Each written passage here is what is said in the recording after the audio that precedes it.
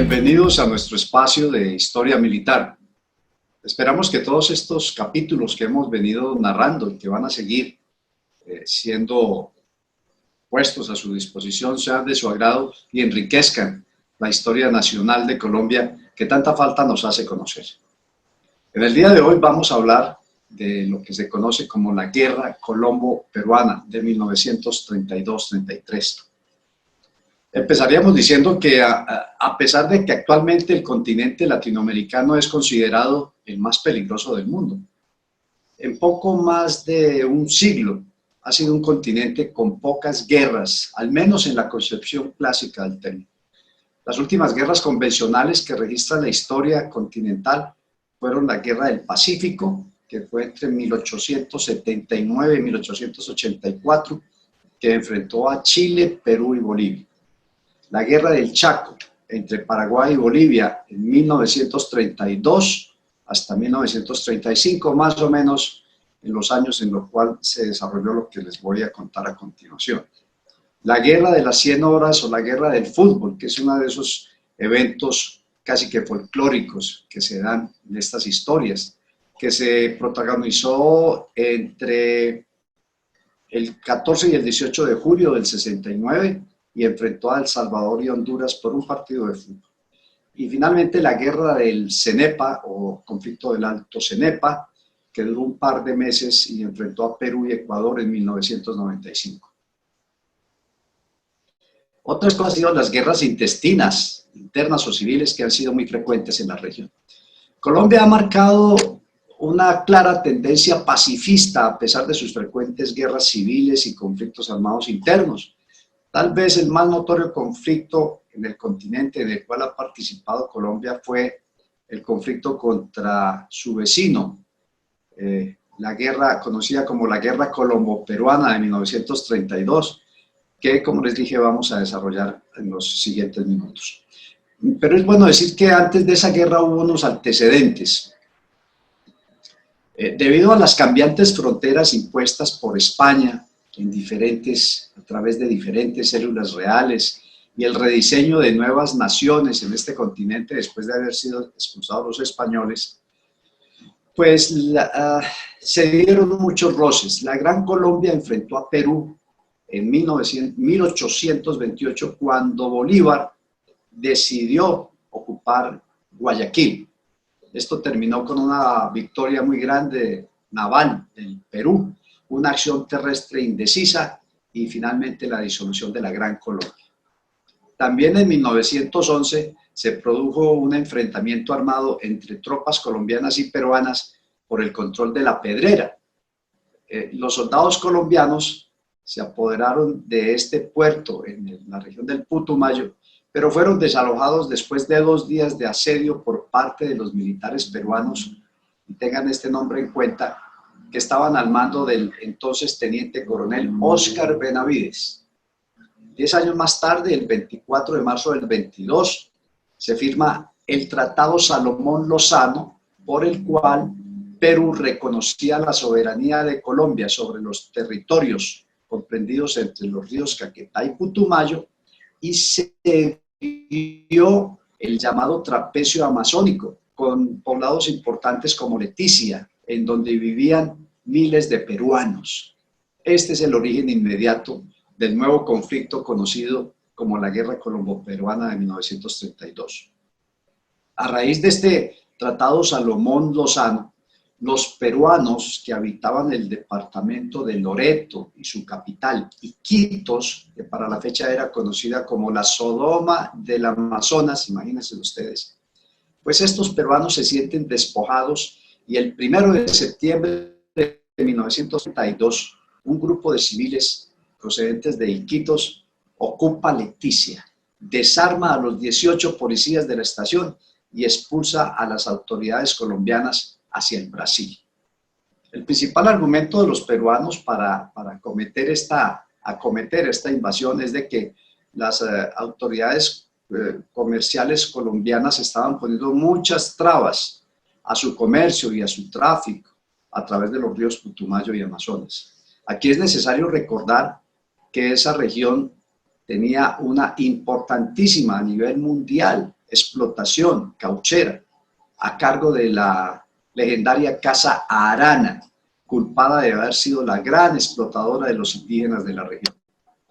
También se menciona en esto de Leticia y la toma de Leticia por parte de los peruanos el caso de un colombiano que en Leticia había raptado la novia de un militar peruano y que esto estaba relacionado con la Casa Arana.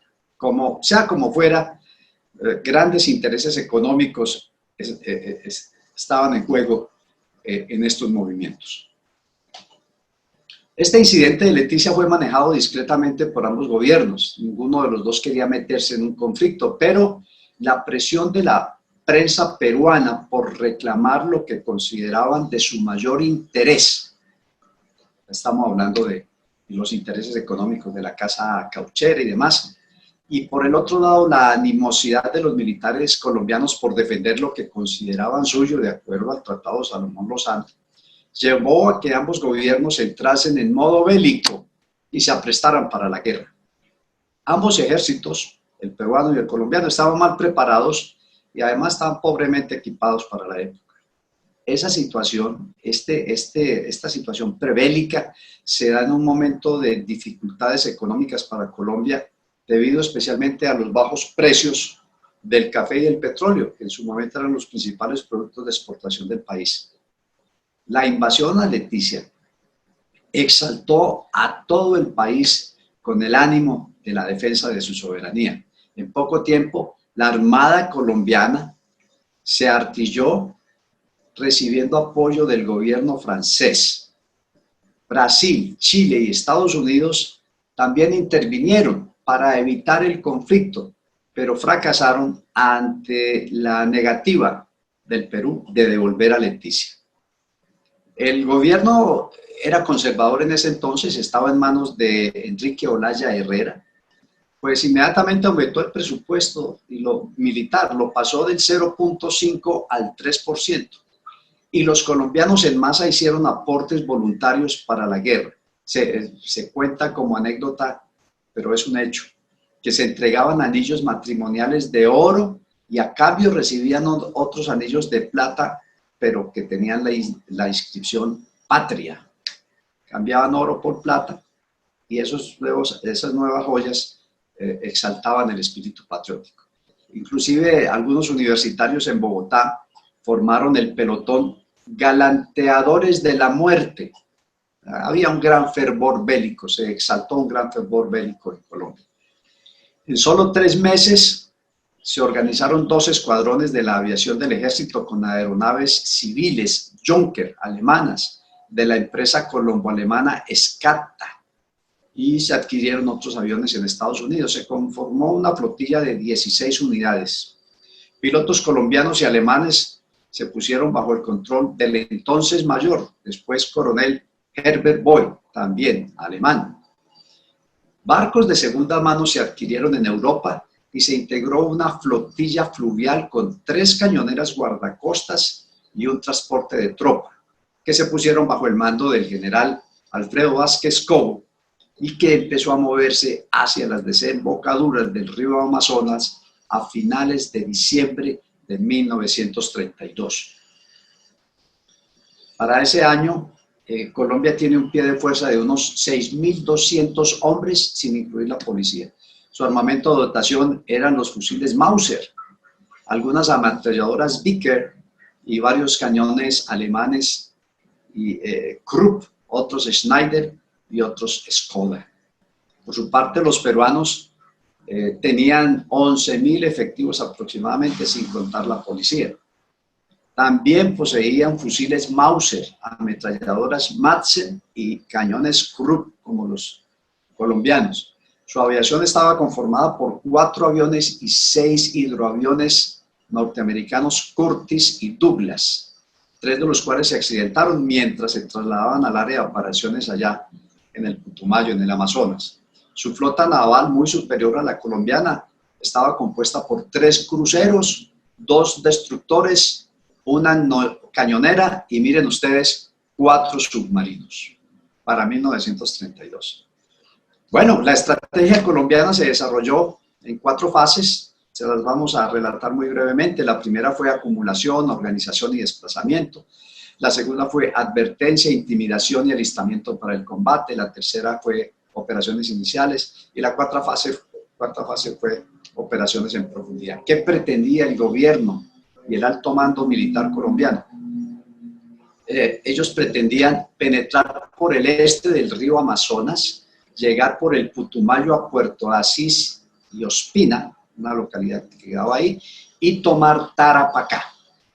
El siguiente objetivo era dominar Pantoja y Puerto Arturo para bloquear cualquier posible apoyo desde Iquitos, desde Loreto, en Perú. Y el esfuerzo final sería avanzar por los ríos Napo y Amazonas para la retoma de Leticia. La Fuerza Expedicionaria Colombiana, que se bautizó Destacamento Amazonas, se embarcó en las naves de la Expedición Amazonas de la Armada y llega el 24 de diciembre, Navidad de 1932, a Belém do Pará, en Brasil. Por ahí se va a meter por el Amazonas para alcanzar el río Putumayo. Unos 20 días más tarde, o sea, ya Año Nuevo, la expedición zarpa por el río Putumayo rumbo a Tarapacá, que iba a ser el primer objetivo y que es un punto crítico para el control de toda esa región amazónica. El 11 de enero ya del año de 1933, el general Vázquez Cobo le envía un ultimátum al comandante militar peruano del puesto de Tarapacá. Este comandante militar le responde que no va a ceder ni un paso y que va a enfrentar cualquier acción. El general Vázquez Cobo le envía un telegrama que, por interesante, se los voy a leer. Dice así: cumplo con el deber de cortesía de acusarle recibo de su telegrama, pero como ignoro a quién representa usted, si al gobierno de Lima o a los insurrectos de Putumayo y de Leticia, absténgome de todo comentario. En todo caso, aprovecho la oportunidad de hacer saber a usted y a la región amazónica que mi misión es de paz y que se trata únicamente de restablecer el orden en territorios que siempre nos han pertenecido y que hoy día están consignados en un tratado. Misión de paz, decía el general Vázquez en su momento. Eso fue el 11. El 14 por la mañana, el buque colombiano Córdoba, que estaba atracado ahí en el río Putumayo, es bombardeado por 3 aviones peruanos. No se producen bajas, no se producen daños mayores, pero esto precipita las acciones militares. En las horas de la tarde de ese mismo 14, las fuerzas colombianas ya se aproximan a Tarapacá y se alistan para el combate. Amaneciendo el día 15, los colombianos inician el bombardeo desde sus cañoneras con el apoyo de la aviación del ejército colombiano. A las 9 de la mañana, las tropas colombianas desembarcan en Tarapacá, pero no encuentran rastros de los peruanos, quienes habían abandonado el poblado, dejando gran cantidad de pertrecho y 2 cañones Krupp de 75 milímetros. El general Vázquez Cobo ocupa Tarapacá con 300 hombres e instala una base de operaciones de apoyo. Ya se ha cumplido la primera fase de la estrategia diseñada. Fíjense usted, eso sucedió el día 14, amaneciendo el día 15. Ese día 15, Colombia rompe formalmente relaciones con el Perú. Ahí nos podemos dar cuenta la diferencia de tiempo y de comunicaciones entre estas remotas regiones amazónicas y la ciudad capital de Bogotá. 3 días más tarde, el 18, tropas colombianas atacan el caserío de Buenos Aires, que era una sede importante de la famosa casa cauchera Arana, que como ustedes y todos recordamos esclavizó a la etnia ticuna y la utilizó para la explotación del caucho, de esta materia prima. El sorpresivo ataque colombiano fue apoyado por aviones del ejército que bombardearon el caserío. Toda la guarnición y sus pobladores huyeron y los colombianos entraron allí y tomaron algunos prisioneros. Ese mismo día, 18, en ese caserío, a las 5 de la tarde, unos 6 aviones peruanos bombardearon el caserío, tomado por los colombianos, y bombardearon la cañonera Pichincha, que estaba ahí anclada en el río. ahí mataron un soldado colombiano y hirieron 6 más. Sin embargo, uno de los aviones peruanos fue derribado. El guía colombiano, un campesino colombiano de la región llamado José María Hernández, fue capturado por los peruanos y fue fusilado en Iquitos al día siguiente. Estos soldados que estaban en Buenos Aires, al no tener certeza de que iban a continuar recibiendo apoyo aéreo y ante la inminencia de una contraofensiva peruana, se retiran esa misma noche y dejan el caserío Buenos Aires solo. El 29 de enero, en una misión de reconocimiento, 3 soldados colombianos caen bajo el fuego enemigo en el sitio El Encanto sobre el río Putumayo. Había que vadear por ahí ese río. Uno de ellos es el soldado huilense Cándido Leguízamo, quien mantiene a raya casi 30 peruanos, salva un compañero y cae con 10 impactos, el hombro, la cadera y una pierna destrozada. Pese a las muy difíciles condiciones de transporte propias del terreno y de las circunstancias, logra ser trasladado a Bogotá, en donde fallece. Tenía 22 años. Su apellido lo lleva en su honor un municipio cercano al río Putumayo, en el departamento del mismo nombre. ¿Por qué menciono al soldado huilense Cándido Leguízamo? Porque es que desde el 26 de marzo, las cañoneras Cartagena y Santa Marta bombardean desde la isla Chavaco la guarnición de Huepí, que estaba en manos de los peruanos, y en donde habían unos 200 soldados. Pero simultáneamente bombardean con 11 aviones este puesto. Unos más o menos 1000 hombres del destacamento Putumayo inician un desembarco anfibio y en un movimiento, cruzan el río y en un movimiento envolvente sobre la guarnición inician un asedio que dura cerca de 8 horas. Finalmente los peruanos se retiran desordenadamente rumbo al puerto de Pantoja. Quedan sobre el terreno 16 militares colombianos, 27 peruanos muertos, 6 prisioneros peruanos y varios heridos de lado y lado.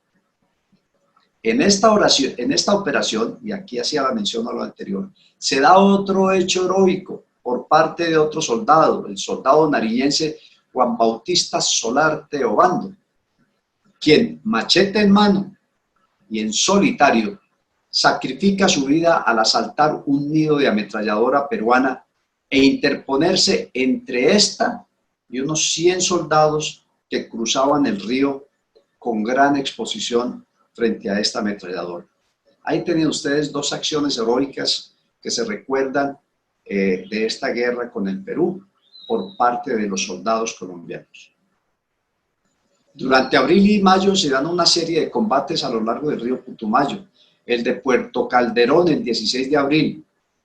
Allí, mientras una compañía de infantería colombiana presentaba revista del armamento, pues fue sorprendida por un pelotón peruano que la atacó y dio de baja a un soldado colombiano y hirió a 5 más. El 29 de abril, en Yabullaros, hacia la medianoche, una compañía del ejército peruano hostigó las cañoneras colombianas Cartagena y Santa Marta. Un soldado resultó herido y 2 soldados peruanos muertos. Al día siguiente, el 30, en Lima, sucede algo muy especial. En Lima, Perú, un fanático del partido APRA asesina al presidente peruano Luis Miguel Sánchez Cerro, justo cuando salía del hipódromo en donde había ido a presidir la ceremonia de reconocimiento de 30.000 soldados que había reclutado el Perú para enviarlo a la frontera con Colombia. Asesinan al presidente Sánchez Cerro. ¿Y quién es su sucesor? El teniente coronel que les mencioné en el caso de La Pedrera, que derrotó a los colombianos en La Pedrera, el señor Óscar Benavides.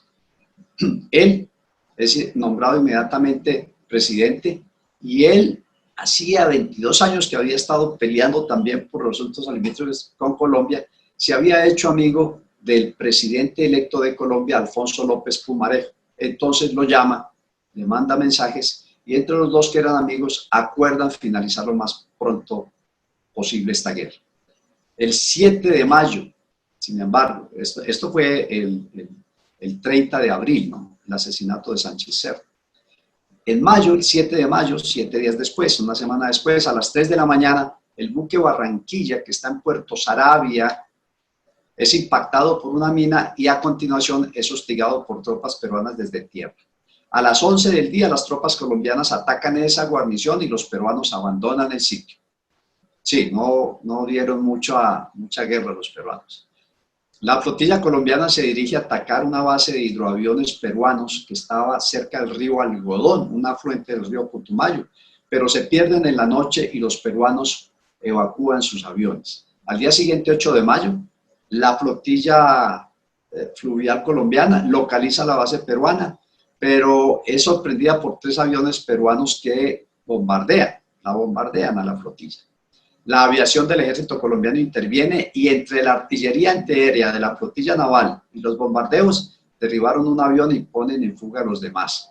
Los peruanos, de nuevo, desalojan la base del río Algodón y las tropas colombianas entran sin resistencia, capturando a 4 militares.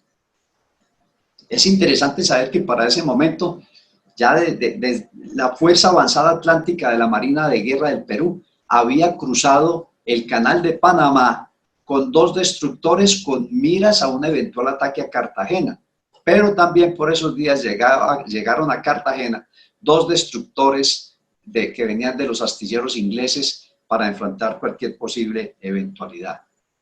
Y en el Pacífico, simultáneamente, los peruanos desplazaron un crucero y 2 submarinos rumbo a Buenaventura, también amenazando este puerto sobre el Pacífico. Colombia instaló una base de hidroaviones y 2 cañones de 126 milímetros en Buenaventura con miras a su protección.